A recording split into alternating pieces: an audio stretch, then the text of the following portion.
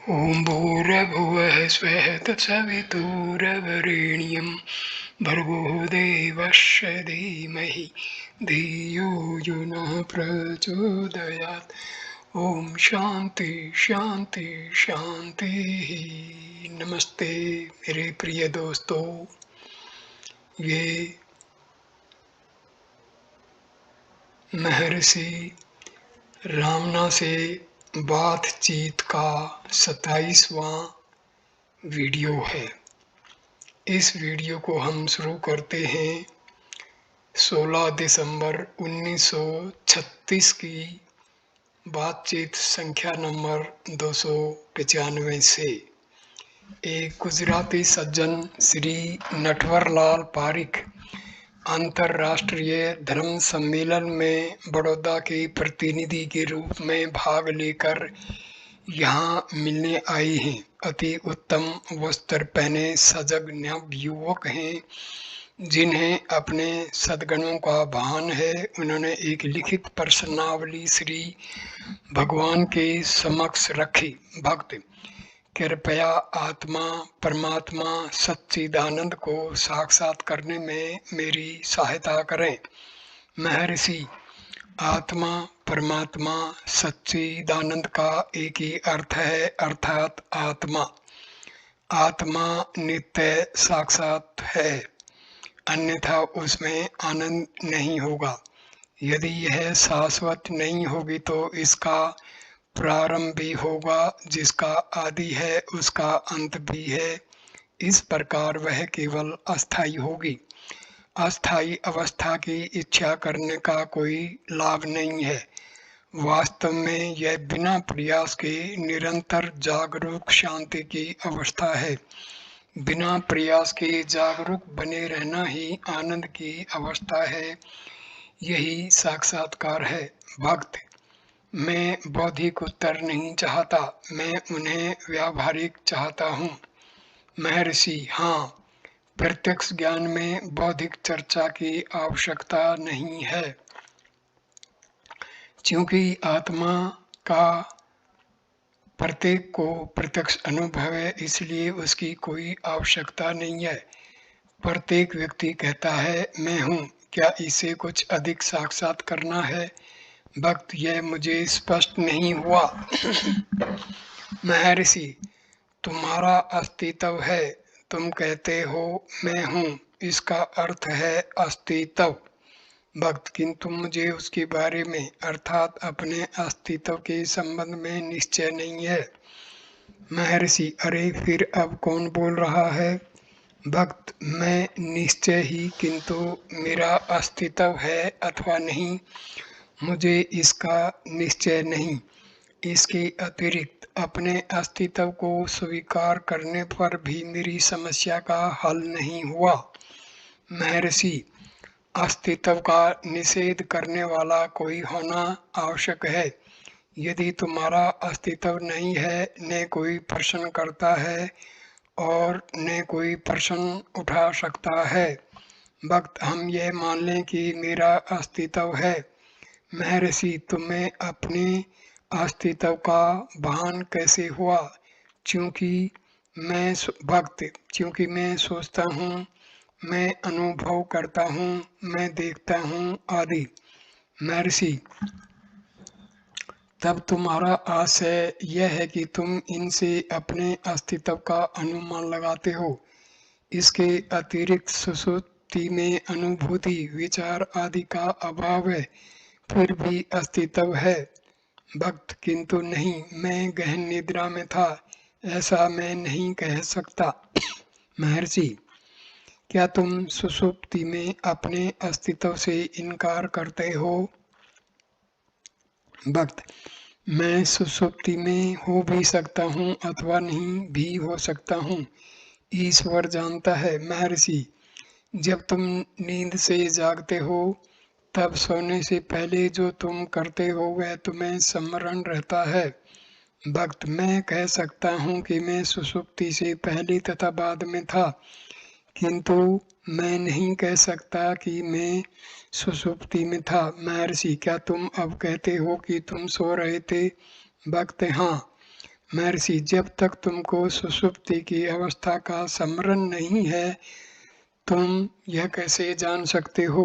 भक्त, इसका यह तात्पर्य नहीं है कि सुषुप्ति में मेरा अस्तित्व था। इस प्रकार अस्तित्व को स्वीकार कर लेने से कोई लाभ नहीं। महर्षि, क्या तुम्हारा आशय यह है कि प्रत्येक बार जब व्यक्ति सोता है तो मृत्यु को प्राप्त हो जाता है तथा जागते हुए पुनर्जीवित होता है?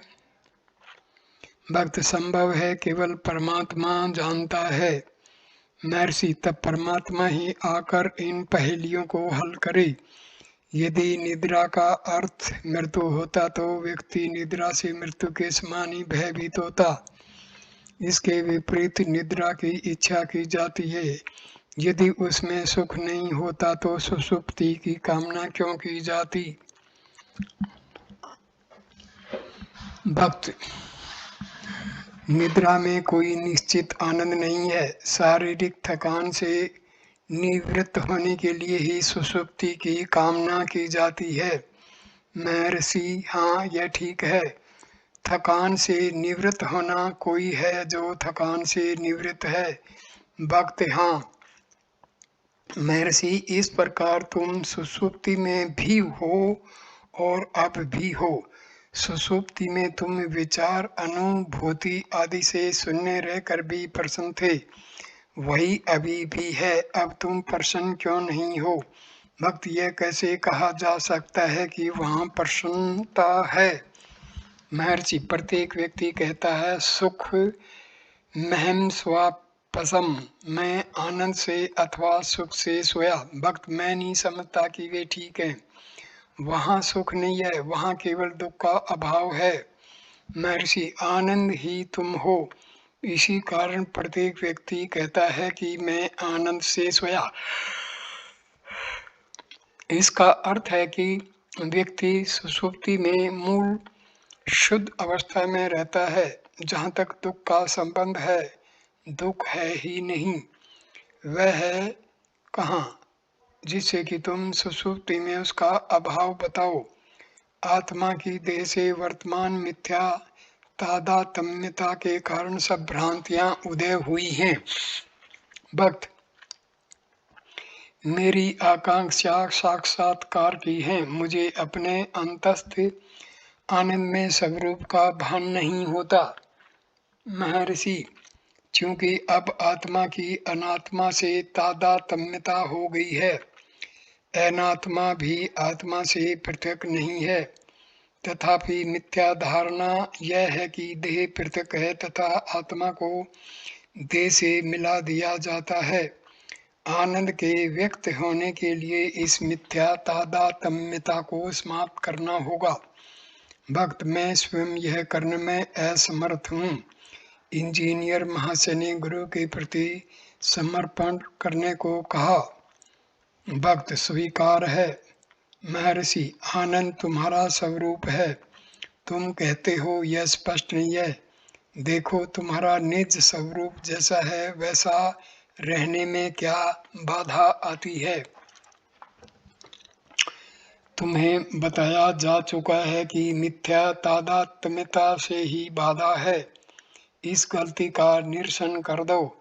अपने रोग से निवृत्त होने के लिए चिकित्सक द्वारा बताई गई औषधि रोगी को स्वयं ही सेवन करनी होगी। भक्त, रोगी स्वयं की सहायता करने में अत्यंत दुर्बल होने से चिकित्सक के हाथों में पूर्णतया समर्पण करता है। महर्षि, चिकित्सक को चिकित्सा करने की पूर्ण स्वतंत्रता देनी चाहिए तथा रोगी को बिना कुछ कहे केवल शांत रहना आवश्यक है। इसी प्रकार चुप हो जाओ, यही सहज है। भक्त, यह अत्यंत प्रभावशाली औषधि भी है। अन्य प्रश्न जो उसने लिखे थे वे निम्न थे। भक्त, ईश्वर के अस्तित्व के संबंध में मुझे संतुष्ट करें। महर्षि, आत्म साक्षात्कार ही इस प्रकार की संतुष्टि है। भक्त, पुरस्कार के साथ प्रारब्ध का क्या संबंध है?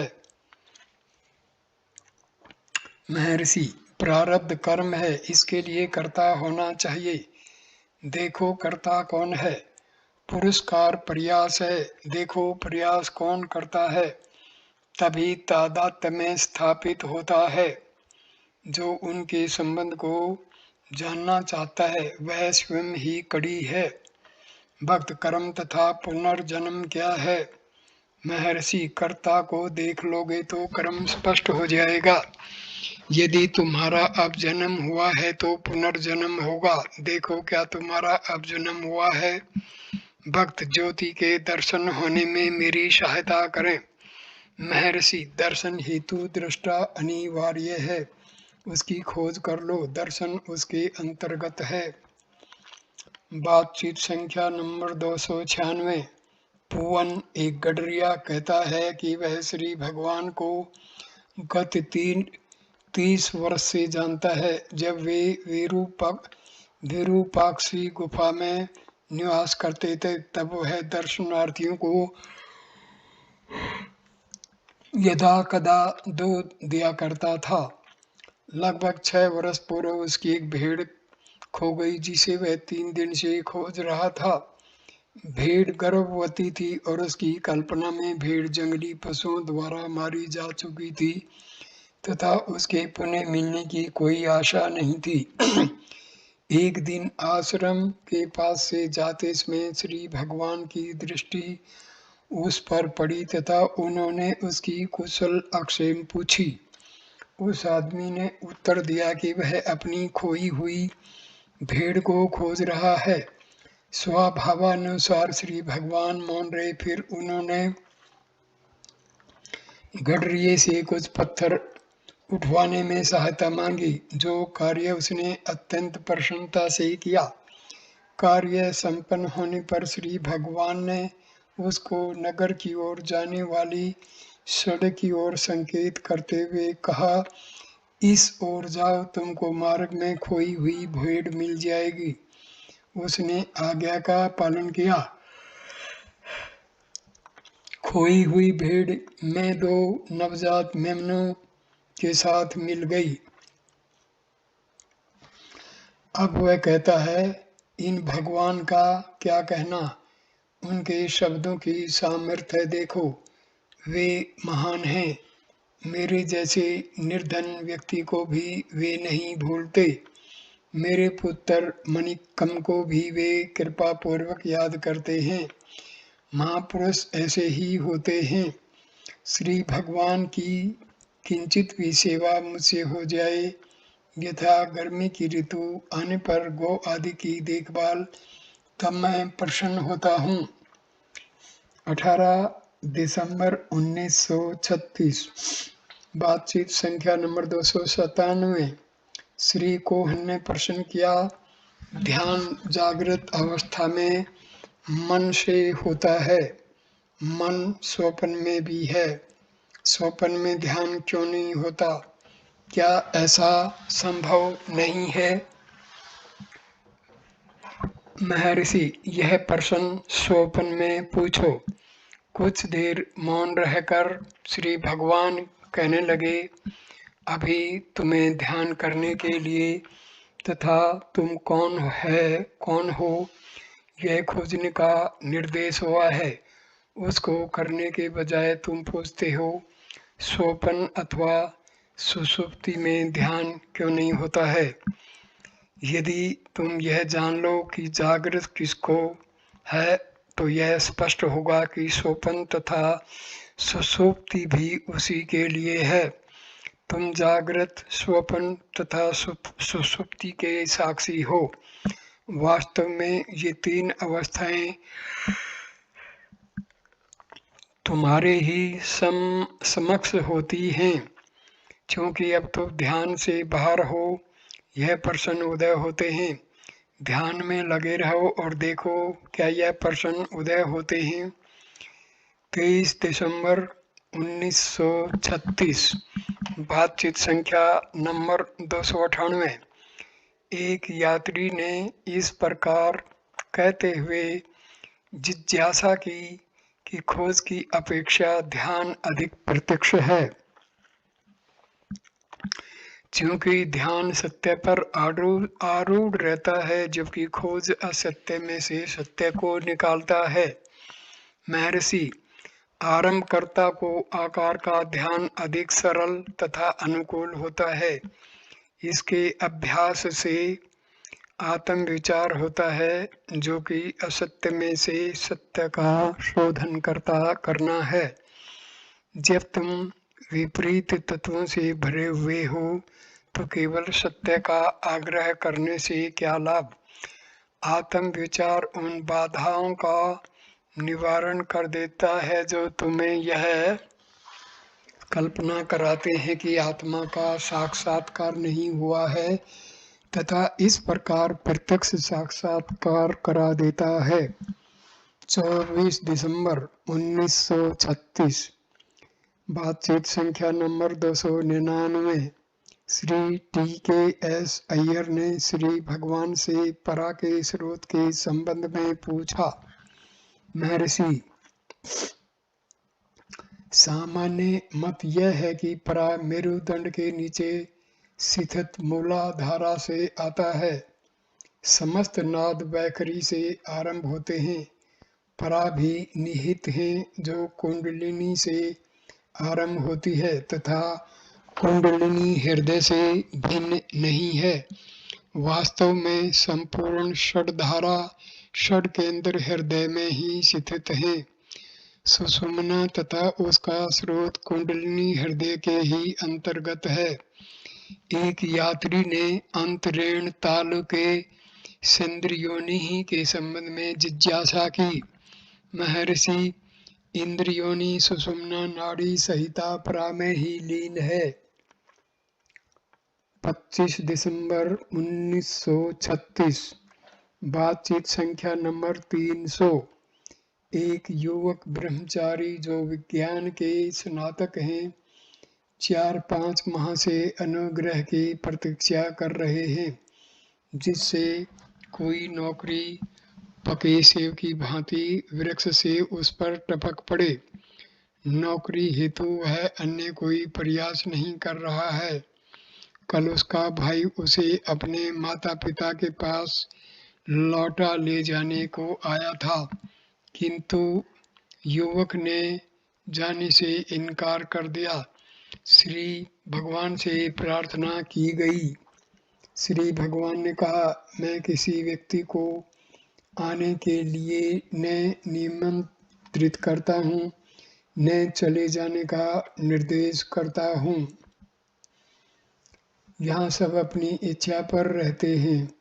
उसका कहना है कि उसे कक्ष में शांति मिलती है, साथ ही वह नौकरी भी चाहता है। आशय यह है कि नौकरी कक्ष में ही खोजनी होगी, जिससे कि उसकी शांति भंग न हो। शांति कक्ष में नहीं है, यह आत्मा में विश्राम करना है।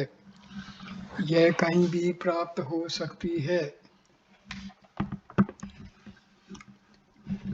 कुछ दिन पश्चात युवक ने अपने यज्ञोपवीत को फेंक दिया तथा अपने कंपित अंगों से भी श्री भगवान के समक्ष उपस्थित हुआ, जिसको युवक ने बाद में अपना आनंद बताया।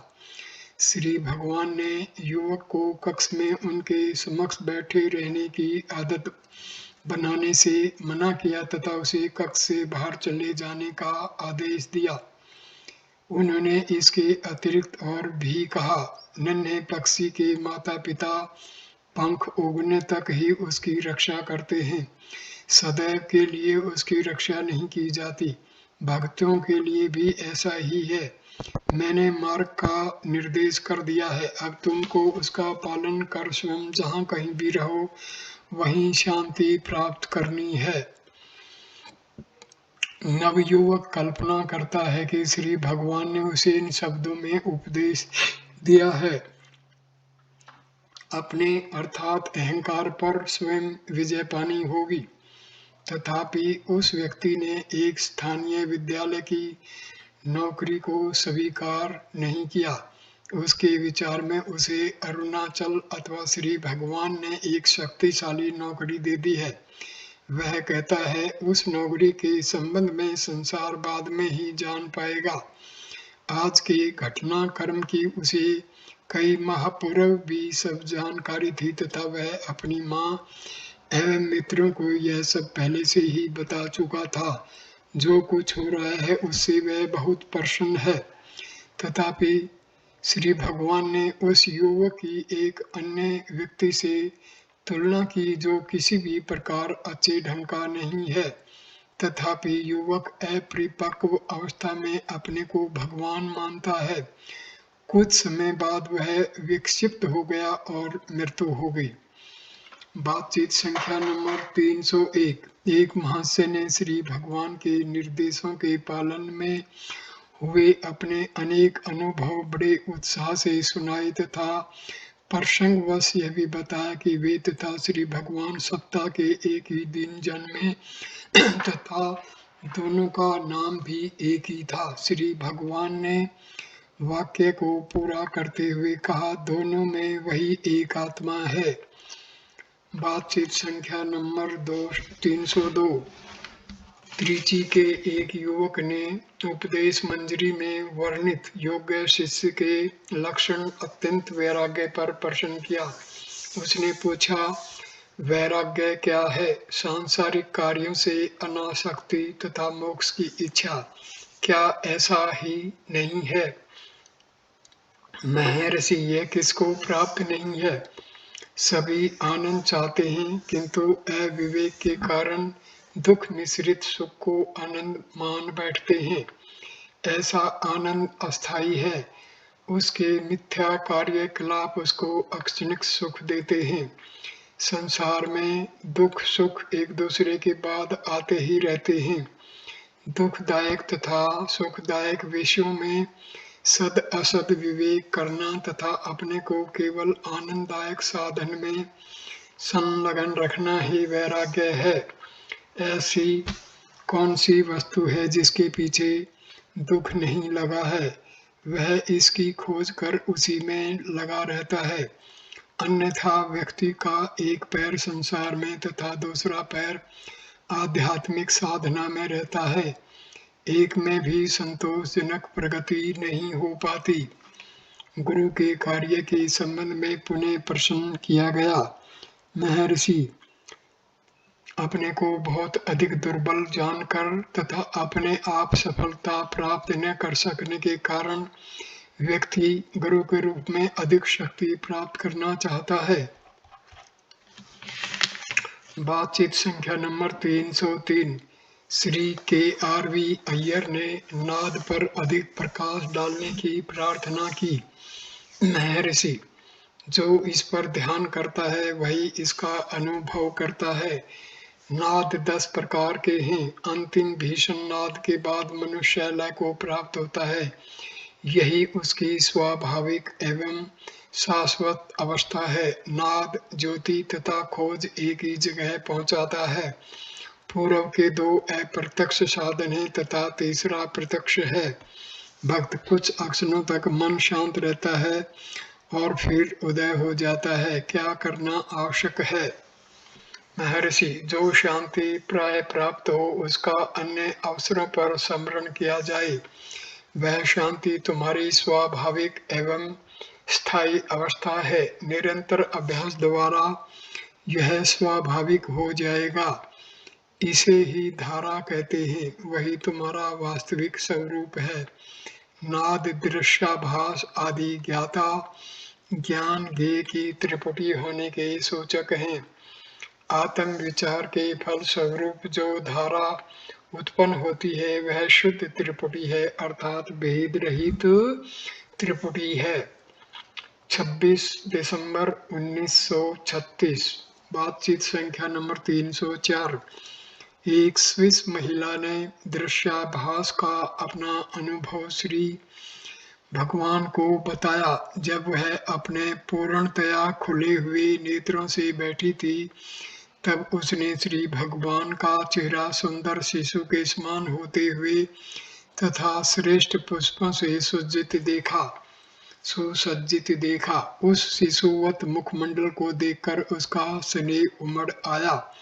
महर्षि, दर्शन तुम्हारे मन का ही है, इसका कारण तुम्हारा प्रेम है। पाल ब्रंटन ने मुझे बहुत बड़े आकार में देखा था, तुमने मुझे शिशु के रूप में देखा था, दोनों ही दृश्य हैं। महिला ने कहा, पाल ब्रंटन ने मुझसे पूछा था कि क्या मुझे यहाँ कोई आध्यात्मिक अनुभव हुआ था और मैंने इससे इनकार किया था, अब यह अनुभव हुआ है। महर्षि, दर्शनों के धोखों में नहीं आना। भक्त, यदि कोई यूरोप में मीलों दूर रहकर आपकी सहायता की याचना करे। महर्षि, यूरोप कहाँ है? वह तुम में है। भक्त, मैं यहाँ आई हूँ, मेरी कामना है महर्षि वहां पधारें। इतना कहकर वह कोमलता पूर्वक मुस्कुराई। कुछ क्षणों तक मौन रहा।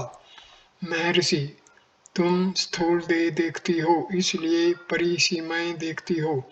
देश और काल इसी सतर पर परिचालन करते हैं। जब तक तुम स्थूल देह देखती हो, भिन्न भिन्न देह में भेद दृष्टि रहेगी ही। इसके विपरीत वास्तविक महर्षि का ज्ञान समस्त संशयों को दूर कर देगा। क्या तुम अब भारत में हो अथवा भारत तुम में है? अब भी यह भावना कि तुम भारत में हो निकल जाना चाहिए। भारत तुम में है, इसकी सत्यता को जानने के लिए अपनी सुषुप्त अवस्था को देखो।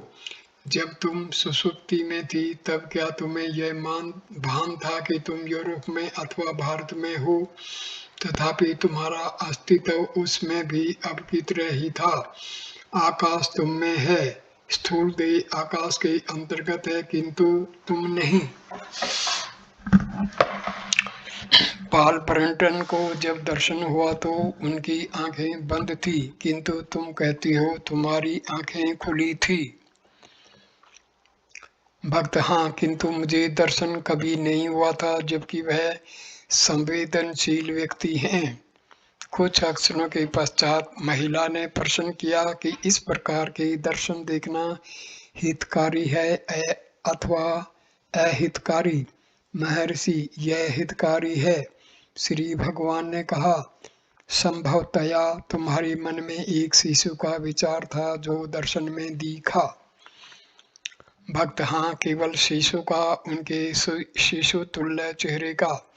महर्षि, यही बात है। भक्त, किंतु शिव तो संहारक हैं, आशय है बालक नहीं है।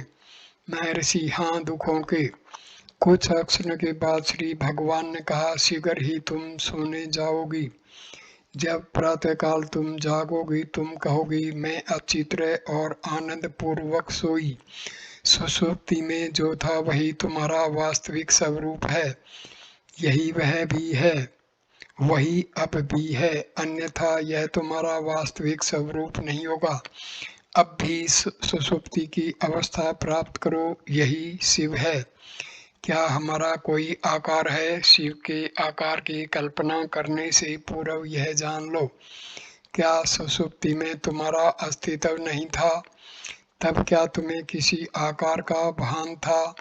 क्या सुषुप्ति में तुम आकार सहित थी, तथापि तुम्हारा अस्तित्व था? सुषुप्ति में जो मैं था वह अब भी है। तुम्हारा सुषुप्ति का अनुभव है कि तुम देह नहीं थी, अब भी तुम वही हो, अर्थात देह रहित हो। देह रहित होकर भी तुम निद्रा में सुखी थी, अब भी तुम वही हो जो सदैव रहता है। केवल वही वास्तविक स्वरूप हो सकता है। सुषुप्ति में देह नहीं थी, परंतु केवल आनंद का अनुभव था, वही अब भी विद्यमान है। आत्मा देह रहित है। यदि इस प्रकार तुम बिना देह के हो, तब शिव देह सहित कैसे हो सकते हैं? यदि तुम सदेह हो तो शिव भी सदेह हैं। यदि तुम नहीं हो तो वे भी नहीं हैं। भक्त, तब यह शिव क्यों हैं? महर्षि, शिव से तात्पर्य है आनंद की मूर्ति, कल्याण की मूर्ति। वह अत्यंत प्रसन्न हुई। कुछ समय पश्चात वह चली गई। बातचीत संख्या नंबर 305। दर्शनार्थी आपस में वार्तालाप कर रहे थे और उनमें से एक ने कहा, अपने परंपरागत उपदेशों से सुपरिचित होकर भी हम इन श्री भगवान के उपदेशों को ग्रहण नहीं कर पाते। जो विदेशी हमारी पद्धति से अपरिचित हैं, वे श्री भगवान के उपदेशों को इतनी सरलता से कैसे ग्रहण कर सकेंगे। उसके कहने में उनके प्रति सहानुभूति का भाव था कि अनेक बाधाएं होते हुए भी वे समझने का प्रयास करते हैं। उनके साधन के अभाव के प्रति सहृदयता भी थी। श्री भगवान ने अंततः समाधान करते हुए कहा, दर्शनों का होना दर्शनों के न होने की अपेक्षा उत्तम है। इस कारण उनमें रुचि उत्पन्न होने लगती है। वे विदेशी विचारों को ग्रहण नहीं करते। जब वे एक बार ऐसा करते हैं तब दृढ़ रहते हैं। यह उनका गुण है। बाद में श्री भगवान ने श्री प्रकाशम पिल्ली को हुए दर्शनों के प्रसंग में कहा, दर्शन बाह्य नहीं है, वे केवल अंतस्थ में ही प्रतीत होते हैं। यदि बाह्य हों तो वे दृष्टा के अभाव में भी प्रकट हों। इस दिशा में उनके अस्तित्व में का क्या प्रमाण है, केवल दृष्टा ही है। बातचीत संख्या नंबर 306। भक्त, ध्यान करने के लिए कोई निश्चित आकार आवश्यक है। हम मैं पर कैसे ध्यान करें? महर्षि, हम आकारों में सुदृढ़ हो चुके हैं, अतः हमें ध्यान हेतु निश्चित आकार आवश्यक है। हम जिसका ध्यान करते हैं अंततः वही शेष रहेगा। जब तुम ध्यान करते हो तब अन्य संकल्पों का लोप हो जाता है। जब तक तुम्हें ध्यान की आवश्यकता है, अन्य संकल्प रहेंगे। तुम कहाँ हो? चूंकि तुम्हारा अस्तित्व है, तुम ध्यान करते हो। ध्यान करने वाले को ध्यान करना आवश्यक है। जहाँ वह है वहीं ध्यान हो सकता है। ध्यान अन्य समस्त संकल्पों को नष्ट कर देता है। तुम्हें अपने आप को स्रोत में विलीन करना चाहिए। कभी कभी हम बिना जाने स्रोत में विलीन हो जाते हैं, जैसे निद्रा में, मृत्यु में, मूर्छा आदि में। ध्यान क्या है? यह जागृत रहकर स्रोत में विलीन होना है। तब तुम मृत्यु, मूर्छा आदि का भय चला जाएगा, क्योंकि तुम सचेत रहकर मूल स्रोत में विलीन होने में समर्थ हो।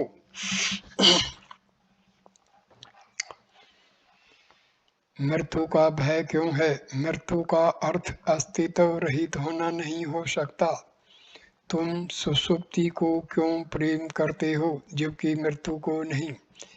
अब क्या तुम विचार नहीं कर रहे हो? अब क्या तुम्हारा अस्तित्व नहीं है?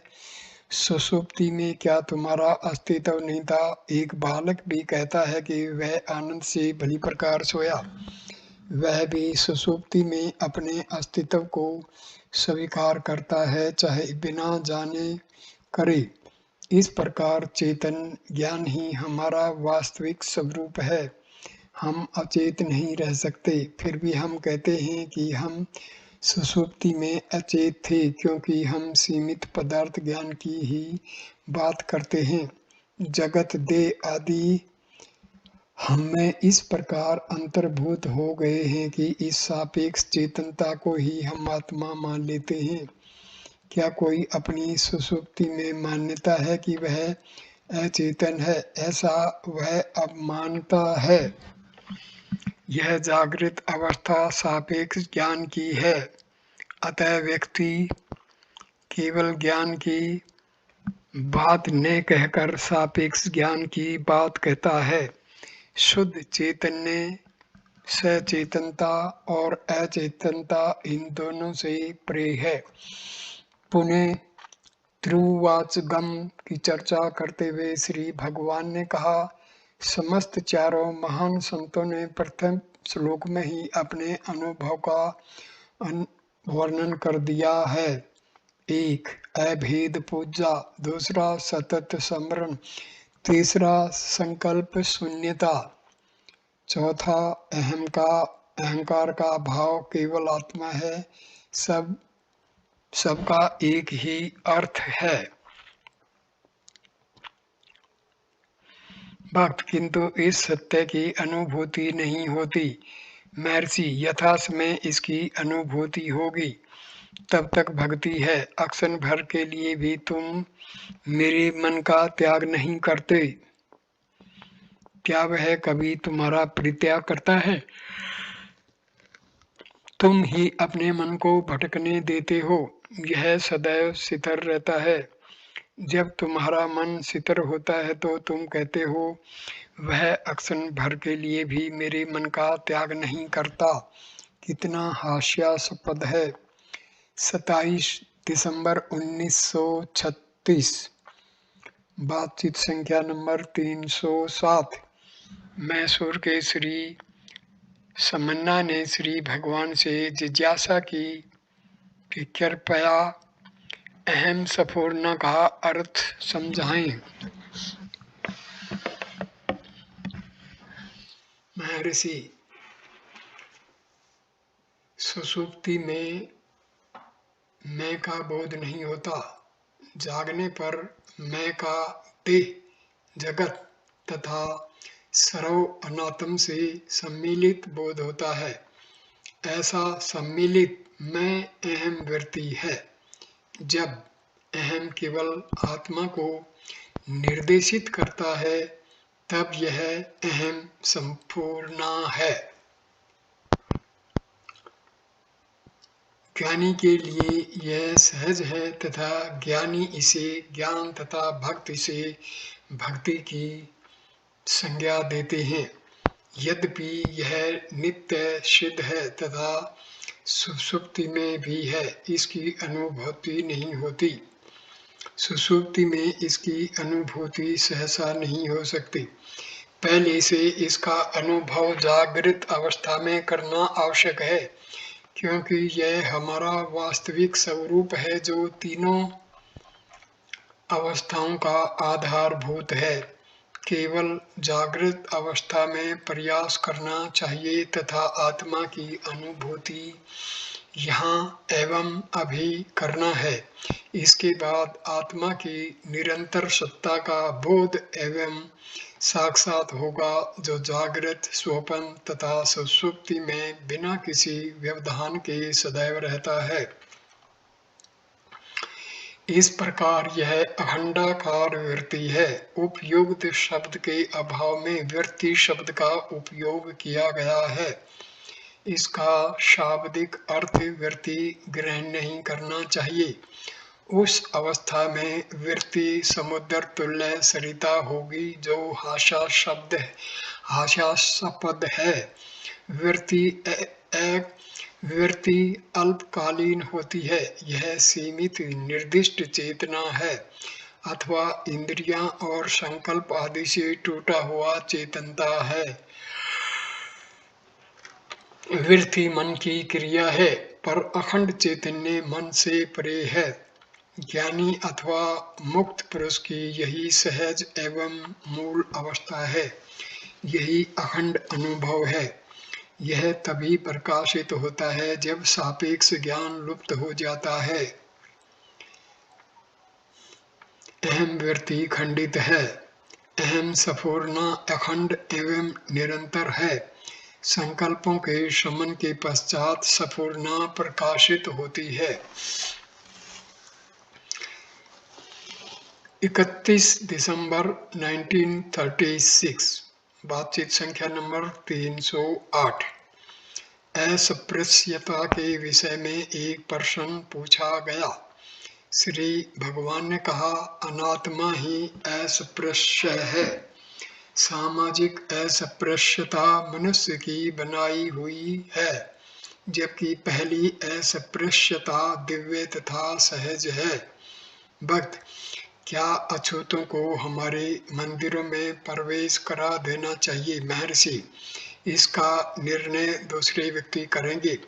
विष्णु के अवतारों के संबंध में एक प्रश्न किया गया।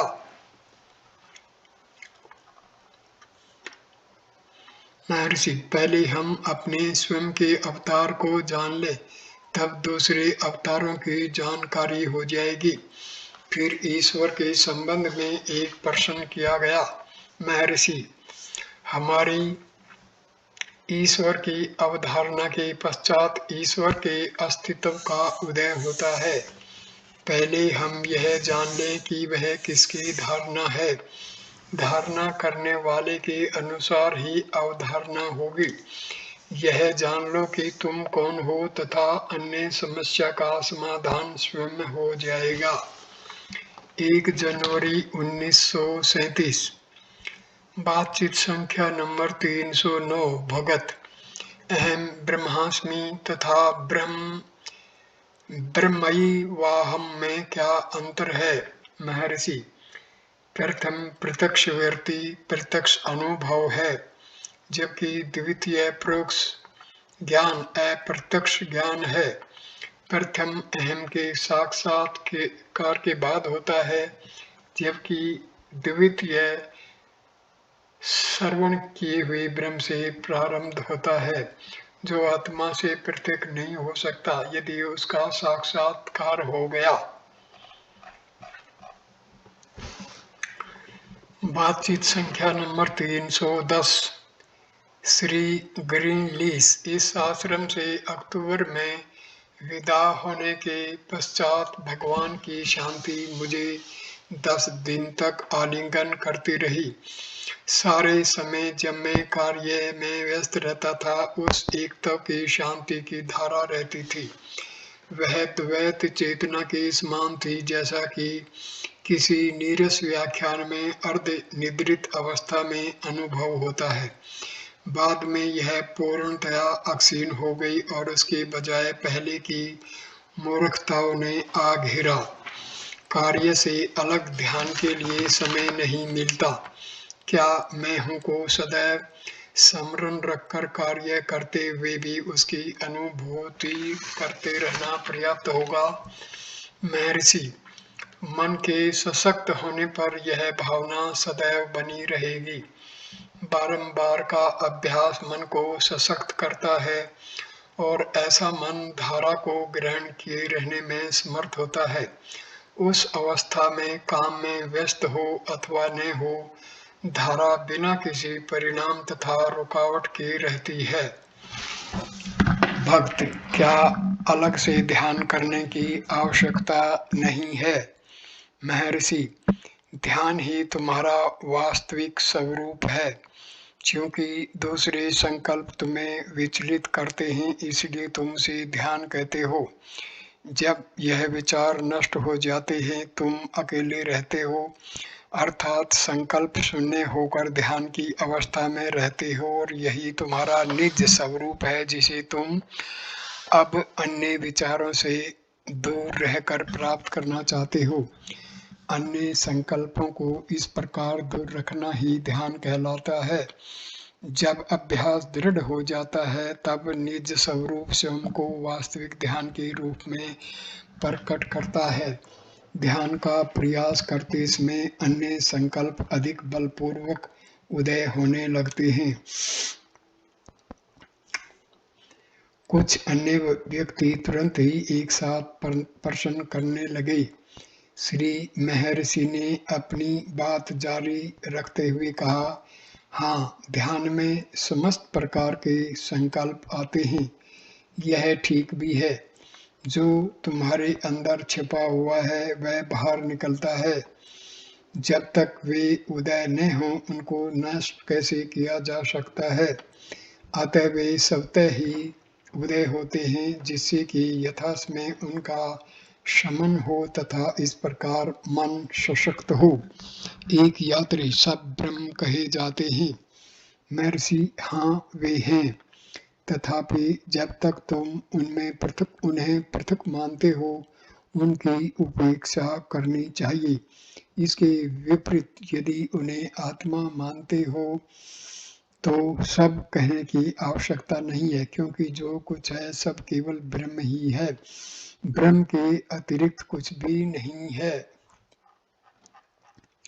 भक्त, ऋग्भु गीता के अनुसार सारे दृश्य पदार्थ मिथ्या हैं, किंतु अंत में बताया जाता है कि वे सब ब्रह्म हैं और इस प्रकार सत्य हैं।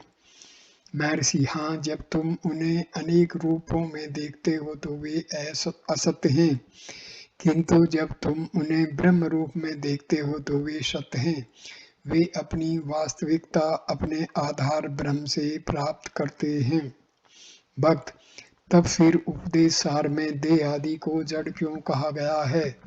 महर्षि, जब तक तुम उन्हें आत्मा से पृथक देह आदि कहते हो, परंतु जब आत्मा की अनुभूति हो जाती है तो देह आदि भी उसी के अंतर्गत मालूम होते हैं। तदुपरांत न कोई प्रश्न पूछेगा, न कोई कहेगा कि वे जड़ हैं। भक्त, आत्मा अनात्मा के भेद को जानने को विवेक कहा गया है। अनात्मा क्या है? महर्षि, वास्तव में अनात्मा कुछ नहीं है। अनात्मा भी आत्मा के अंतर्गत है। आत्मा ही अनात्मा की बात करता है, क्योंकि वह स्वयं को भूल चुका है। अपने आप की पकड़ छूट जाने के कारण वह किसी वस्तु की अनात्मा के रूप में धारण करता है, जो वस्तुतः स्वयं के अतिरिक्त कुछ भी नहीं है। तदुपरांत भिन्न भिन्न सिद्धांतों के समर्थकों के मध्य उष्ण वाद विवाद होने लगा। 2 जनवरी 1937, बातचीत संख्या नंबर 311। जिस मैं का उदय होता है उसका अस्त भी अनिवार्य है। वह व्यक्तिगत मैं अथवा मैं की धारणा है। जिसका उदय नहीं उसका अस्त भी नहीं। वह है और सदैव रहेगा। यही वास्तविक मैं है, पूर्ण मैं अथवा आत्मा का साक्षात्कार है। संध्या 6:30 बजे स्विस महिला ने श्री भगवान से निवेदन किया कि यदि ध्यान का समय कुछ बढ़ा दिया जाता है तो उसके सिर में दर्द होने लगता है। महर्षि, यदि ध्यान करने वाले को और ध्यान को एक जान लोगी तो न सिर में दर्द होगा और न इस प्रकार का अन्य कोई कष्ट होगा। भक्त, किंतु वे तो भिन्न हैं, हम उनको एक ही कैसे माने? महर्षि, यह तुम्हारे दृष्टिकोण के कारण है। केवल एक अस्तित्व है और कोई भेद नहीं है। ध्यान से सापेक्षिक ज्ञान नष्ट हो जाता है। यह नष्ट होना नहीं है, क्योंकि शुद्ध चैतन्य उदय होता है। स्वयं बाइबल कहती है, स्वर्ग का साम्राज्य तुम्हारे अंदर है। यदि तुम स्वयं को देह समझोगे तो इस कथन का अभिप्राय समझने में कुछ कठिनाई होगी। इसके अतिरिक्त यदि तुम यह जान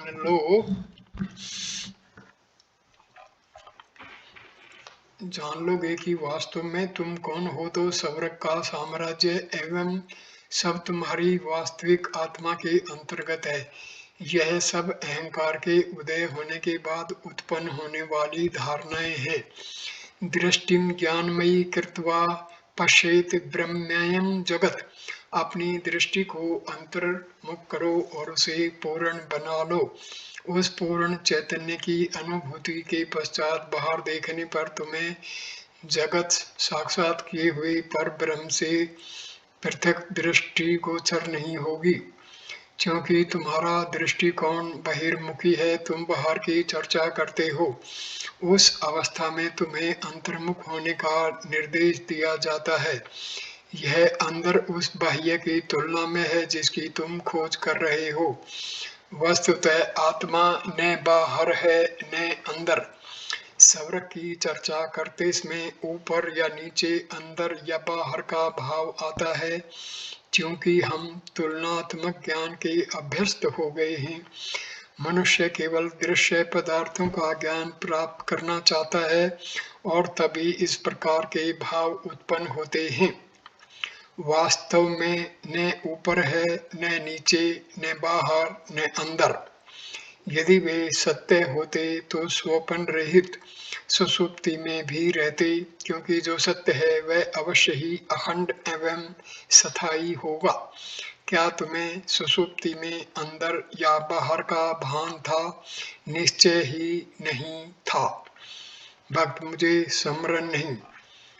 महर्षि, यदि उसमें कुछ होता तो स्मरण रहता, परंतु तुम उसमें अपने अस्तित्व को स्वीकार करते हो। वही आत्मा अब बोल रहा है। जो आत्मा सुषुप्ति में भेद रहित था, अब इस अवस्था में भेद सहित है और नानात्व देख रहा है। वास्तविक सत्ता केवल एक है, जिसमें दृश्य पदार्थों का ज्ञान नहीं है। वही शुद्ध चैतन्य है। यही आनंद की अवस्था है जिसे हम सब स्वीकार करते हैं। यही अवस्था इस जागृत अवस्था में भी लाना परम आवश्यक है। इसे जागृत सुषुप्ति कहते हैं। यही मुक्ति है। भक्त, जिसका पुनर्जन्म होता है वह अहंकार है। महर्षि, हाँ, परंतु पुनर्जन्म क्या है? अहंकार वहीं रहता है। नवीन देह उत्पन्न हो इसे धारण करते हैं। अहंकार में परिवर्तन नहीं होता। यह एक देह त्याग कर दूसरी देह खोजने तथा प्राप्त करने नहीं जाता। तनिक देखो, तुम्हारे स्थूल शरीर का क्या होता है। मान लो कि तुम लंदन जाओ। यह तुम कैसे करते हो? तुम एक वाहन लेकर बंदरगाह तक जाते हो तथा स्टीमर पर सवार हो कुछ दिनों में लंदन पहुंच जाते हो। क्या हुआ है? वाहन चलता गया, किंतु तुम्हारा शरीर नहीं। तथापि तुम कहते हो कि तुम भूमंडल के एक भाग से दूसरे भाग तक यात्रा कर आए। वाहनों का चलन तुम्हारे शरीर पर अध्यारोपण कर दिया गया। तुम्हारे अहंकार के साथ भी ऐसा ही है। पुनर्जन्म अध्यारोपण है। उदाहरणार्थ, स्वप्न में क्या होता है? क्या तुम स्वप्न जगत में जाते हो अथवा वही तुम्हारे अंदर घटित होता है? बात की स्थिति ही सही है।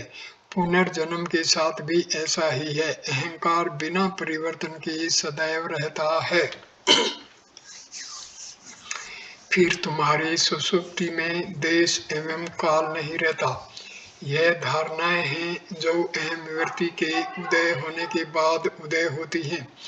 अहम व्यक्ति के उदय से पूर्व धारणाओं का अभाव था, अतः तुम देश व काल से परे हो।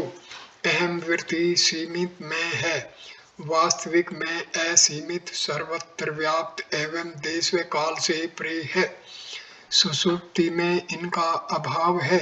सुषुप्ति से जागने के बाद तथा दृश्य जगत को देखने से पूर्व जो एक जागृति की स्थिति है, वह तुम्हारा निज स्वरूप है। यह जानना आवश्यक है।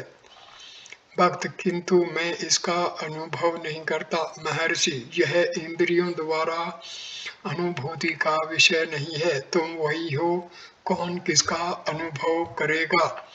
बातचीत संख्या नंबर 312। पूना के श्री वी के चोलकर कहा जाता है, अपने को जानो अथवा यह देखो कि तुम में मैं कौन है। इसको करने का क्या साधन है? क्या यह केवल निरंतर यंत्रवत मंत्र का जप है अथवा प्रति अक्षण यह भी ध्यान रहे कि तुम मंत्र का जप क्यों कर रहे हो और मंत्र का जप भी करते रहो। महर्षि, तुम स्वतः सदैव ही मंत्र का जप कर रहे हो। यदि तुम्हें नित्य ही होने वाले अजपा जप का बोध न हो तो तुम्हें जप करने की आवश्यकता है। जप प्रयास से होता है। यह प्रयास अन्य संकल्पों के निवारण हेतु है। तब जप मानसिक तथा आंतरिक बन जाता है। अंततः उसके अजपा तथा नित्य स्वभाव की अनुभूति हो जाएगी, क्योंकि तुम्हें यह मालूम हो जाएगा कि जब तुम्हारे प्रयास के बिना भी हो रहा है, यह सहज स्थिति ही साक्षात्कार की अवस्था है। श्री चोलकर ने व्यावहारिक दृष्टि से अथवा जो भी निर्देश उनके लिए उपयुक्त हों देने के लिए श्री भगवान से प्रार्थना की। महर्षि, वह बाह्य नहीं है, अतएव उसके अन्यत्र खोजने की आवश्यकता नहीं है। यह आंतरिक तथा शाश्वत भी है, यह सदैव साक्षात है। पर तुम कहते हो कि तुमको भान नहीं है, इसके लिए उसके प्रति निरंतर जागरूक रहने की आवश्यकता है, अन्य किसी भी प्रयास की आवश्यकता नहीं है। तुम्हारा प्रयास केवल इसलिए है कि तुम अपने आप को अन्य संकल्पों से व्याकुल न होने दो। वह व्यक्ति संतुष्ट था। बातचीत संख्या नंबर 313। श्री ग्रीनलीस, श्री भगवान ने कल कहा था कि अंतस्थ परमात्मा की खोज को करते समय बाह्य कार्य सत्य ही होते रहेंगे। श्री चैतन्य की जीवनी में ऐसा कहा गया है कि जब वे विद्यार्थियों को पढ़ा रहे थे उस समय उनका लक्ष्य कृष्ण पर हुआ। उन्हें अपनी देह का भान नहीं रहा और वे कृष्ण की ही चर्चा करने लगे।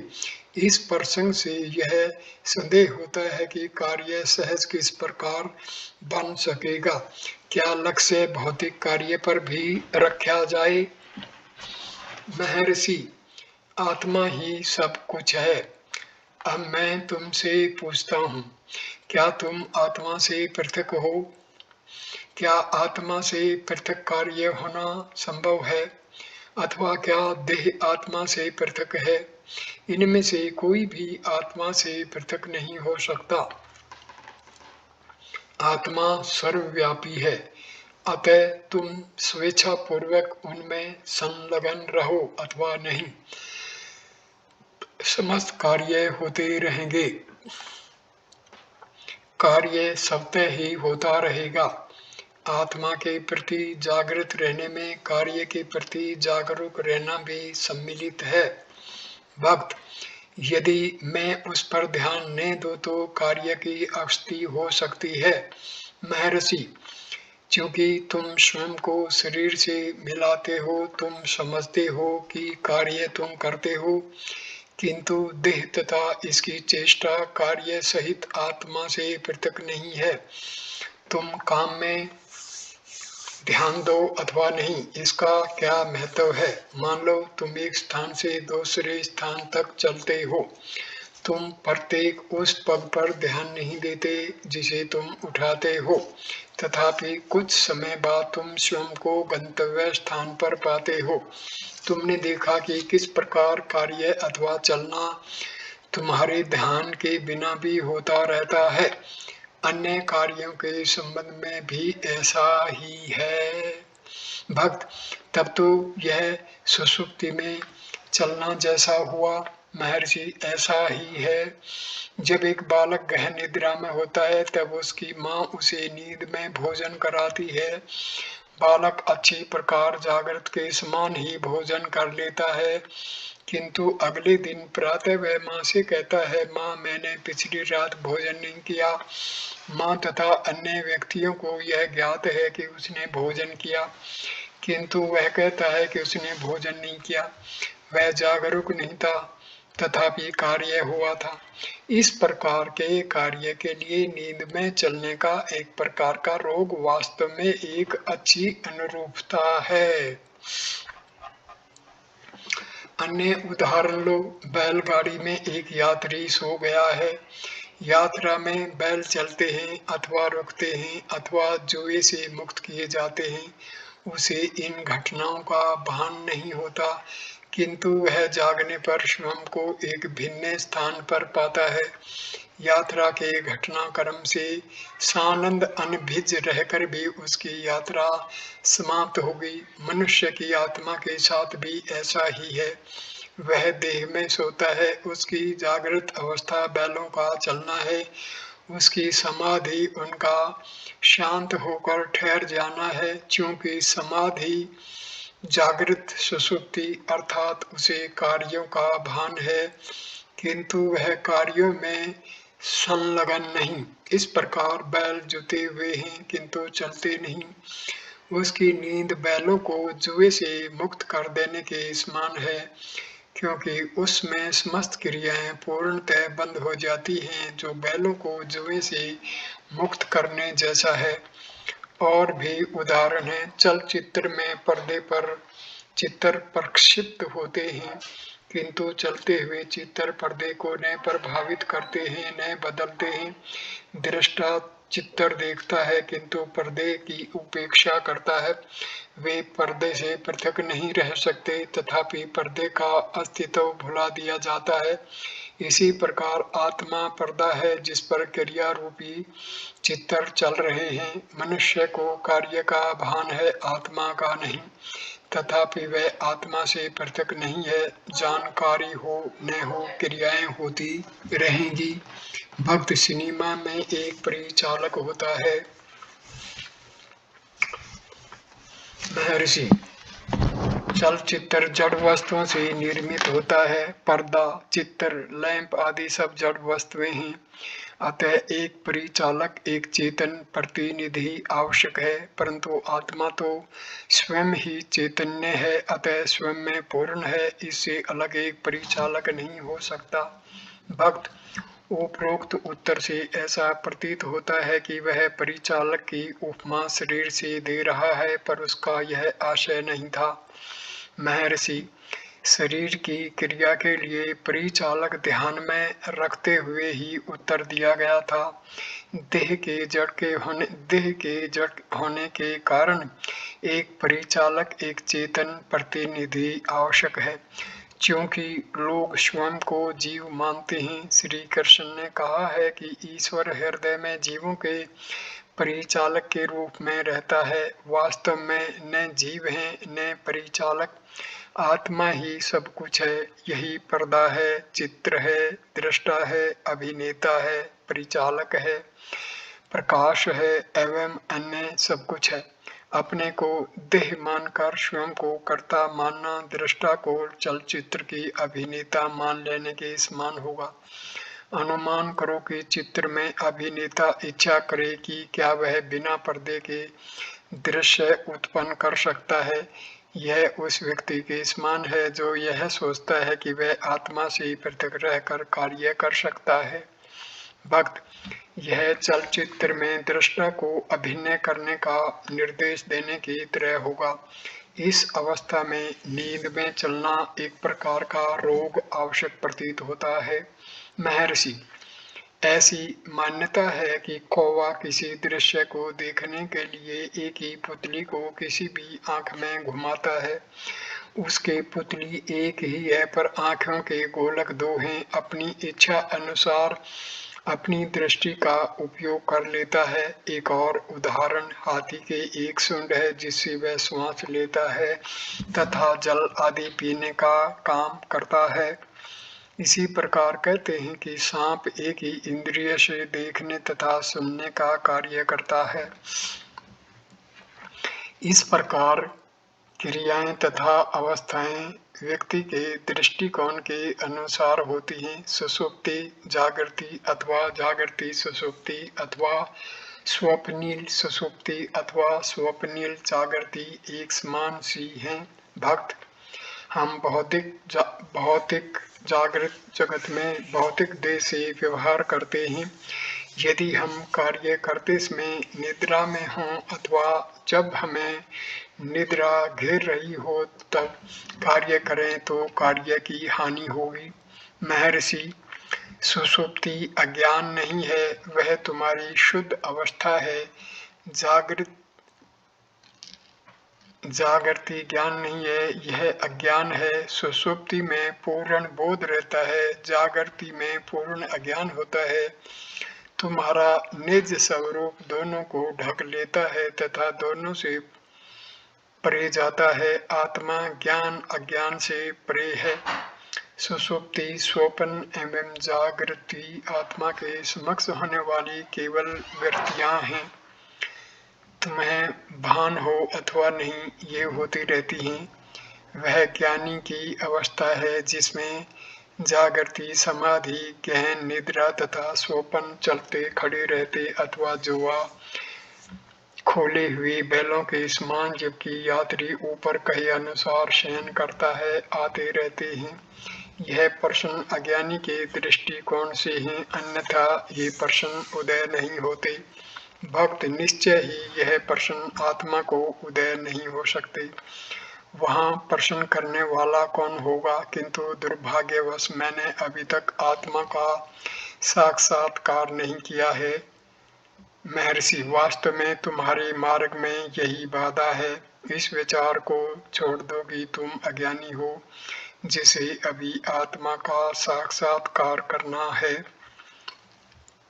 तुम आत्मा हो। क्या कभी भी ऐसा समय था जब तुम आत्मा से पृथक थे? भक्त, अतः यह निद्रा में चलना एक प्रकार का रोग अथवा दिन में स्वप्न का प्रयोग हुआ। श्री भगवान हंस दिए। 3 जनवरी 1937 अमृत बिंदु। बातचीत संख्या नंबर 314। कल के प्रश्न का समाधान करते हुए श्री भगवान ने कहा था कि गहन निद्रा में आत्मा शुद्ध चैतन्य है। उन्होंने यह भी संकेत किया था कि नींद से जागृत अवस्था का जो परिवर्तन है, उस समय आत्मा साक्षात करने के लिए आदर्श है। महर्षि से इसको स्पष्ट करने की प्रार्थना की गई। श्री भगवान ने अनुग्रह पूर्ण उत्तर दिया, आत्मा सुषुप्ति में शुद्ध चैतन्य है। परिवर्तन अवस्था में अहम मैं बिना इदम यह कि विकसित होता है, तथा जागृत अवस्था में यह अहम मैं एवं इदम यह के रूप में व्यक्त होता है। व्यक्तिगत अनुभव केवल अहम मैं से होता है, इसलिए उसे बताए हुए मार्ग से ही साक्षात्कार की प्राप्ति करनी चाहिए, अर्थात अंतरकालीन मैं के माध्यम से। अन्यथा सुषुप्ति के अनुभव का उसके लिए कोई महत्व नहीं। यदि अंतरकालीन मैं का साक्षात कर लिया जाए तो आधार मिल जाता है और उससे लक्ष्य की प्राप्ति हो जाती है। फिर सुषुप्ति को अज्ञान की संज्ञा दी जाती है। यह केवल जागृत अवस्था में प्रचलित मिथ्या ज्ञान की तुलना में है। वास्तव में जागृत अवस्था अज्ञान है तथा सुषुप्ति अवस्था प्रज्ञान पूर्ण ज्ञान। श्रुति के अनुसार प्रज्ञान ही ब्रह्म है। ब्रह्म नित्य है। सुषुप्ति के अनुभव करने वाले को प्रज्ञन कहते हैं। वह तीनों अवस्थाओं में प्रज्ञानम है। इसका सुषुप्ति अवस्था में विशेष महत्व यह है कि वह ज्ञान से परिपूर्ण प्रज्ञान घन है। घन क्या है? एक ज्ञान है, एक विज्ञान। समस्त अनुभूतियों में दोनों एक साथ परिचालन करते हैं। जागृत में विज्ञान विपरीत ज्ञान अथवा अज्ञान है। यह व्यक्ति के साथ सदा रहता है। जब यह स्पष्ट ज्ञान होता है तो यह ब्रह्म है। जब मिथ्या ज्ञान का सर्वथा अभाव होता है, जैसे सुषुप्ति में, तो वह केवल शुद्ध प्रज्ञान रहता है। यही प्रज्ञान घन है। ऐतरेय उपनिषद के अनुसार प्रज्ञान, विज्ञान, अज्ञान, सज्ञान सब ब्रह्म के नाम हैं। केवल शुद्ध ज्ञान का होने से उसका अनुभव कैसे होगा? अनुभव सदैव विज्ञान से होता है। अस्तु अंतरकालीन शुद्ध मैं को प्रज्ञान घन के अनुभव हेतु दृढ़ता से पकड़ना आवश्यक है। जागृत अवस्था का मैं अशुद्ध है, अतः उस ऐसे अनुभव के लिए उपयोगी नहीं है। इसलिए अंतरकालीन मैं अथवा शुद्ध मैं का उपयोग है। इस शुद्ध मैं का साक्षात कैसे हो? विवेक चूड़ामणि के अनुसार विज्ञान कोश विल सत्यज्रश्रम, वह विज्ञान कोश में सदा ही प्रकाशित हो रहा है। त्रिपुरा रहस्य तथा अन्य ग्रंथों के मत से दो संकल्पों के बीच में जो संधि होती है वह शुद्ध अहम मैं के सदृश है। अतः शुद्ध मैं पर दृढ़ रहकर प्रज्ञान घन को लक्ष्य रखना चाहिए। इस प्रयास में ही वृत्ति है। इन सब का उपयुक्त कर्मानुसार स्थान है और यही साक्षात्कार कराते हैं। फिर विवेक चूड़ामणि में आत्मा को असत से परे अथवा असत से भिन्न बताया गया है। यहाँ असत जागृत अवस्था का अशुद्ध मैं है। असत विलक्षण का अर्थ है सत्य अर्थात सुषुप्ति की आत्मा। आत्मा को सत्य तथा असत्य दोनों से भिन्न कहा गया है। दोनों का एक ही अर्थ है, वह अशेष सर्व साक्षी भी है। यदि शुद्ध है तो अशुद्ध मैं द्वारा उसका अनुभव कैसे संभव है? मनुष्य कहता है मैं आनंद पूर्वक सोया, आनंद उसका अनुभव था। यदि ऐसा नहीं होता तो जिस वस्तु का उसने अनुभव नहीं किया उसकी चर्चा कैसे करता? यदि आत्मा शुद्ध था तो उसने सुषुप्ति में सुख का अनुभव कैसे किया? वह शुद्ध है जो उसकी चर्चा अब कर रहा है। कहने वाला विज्ञान आत्मा है और वह प्रज्ञान आत्मा के बारे में कह रहा है। ऐसा कैसे ठीक हो सकता है? क्या यह विज्ञान आत्मा सुषुप्ति में विद्यमान थी? उसका अब सुषुप्ति के सुख के अनुभव का वर्णन करने से यह निष्कर्ष निकलता है कि सुषुप्ति में उसका अस्तित्व था। तब वह कैसे रहा? निश्चय ही जागृत अवस्था के समान नहीं था। वहाँ यह अत्यंत सूक्ष्म रहा। अत्यंत सूक्ष्म विज्ञानात्मा प्रज्ञानात्मा के आनंद को माया वृत्ति द्वारा अनुभव करता था। यह शाखा पर शाखा व पत्तों के नीचे चंद्रमा की किरणें दिखने के समान है। इस अक्षण के प्रकट विज्ञानात्मा को सूक्ष्म विज्ञानात्मा अपरिचित प्रतीत होता है। हम सुषुप्ति में उसके होने का अनुमान क्यों करें? क्या हमें आनंद के अनुभव को अस्वीकार कर इस अनुमान को समाप्त नहीं कर देना चाहिए? आनंद के अनुभव की वास्तविकता से इनकार नहीं किया जा सकता, क्योंकि प्रत्येक व्यक्ति नींद की प्रबल इच्छा करता है तथा गहन निद्रा का आनंद लेने के लिए सुंदर शैया का प्रबंध करता है। इससे हम इस निश्चय पर पहुंचते हैं कि ज्ञाता ज्ञान और ज्ञेय सभी तीनों अवस्थाओं में विद्यमान हैं, यद्यपि उनकी सूक्ष्मताओं में अंतर है। अंतरकालीन अवस्था में अहम मैं शुद्ध है, क्योंकि वहाँ इदम इसका विलीन हो चुका है। अहम मैं ही प्रधान है। उस शुद्ध मैं का हम सब साक्षात अथवा स्मरण भी क्यों नहीं कर पाते? क्योंकि उससे परिचय नहीं है। जागृति के साथ लक्ष्य लगाओगे तो उसे पहचान सकोगे। अतः जागृति के साथ प्रयत्न करो और उसे प्राप्त करो। अब यहीं पर मैं इस वीडियो को विराम देता हूँ। अगला वीडियो नंबर 28 हम बातचीत संख्या नंबर 315 से शुरू करेंगे। नमस्ते मेरे प्यारे दोस्तों, नमस्कार।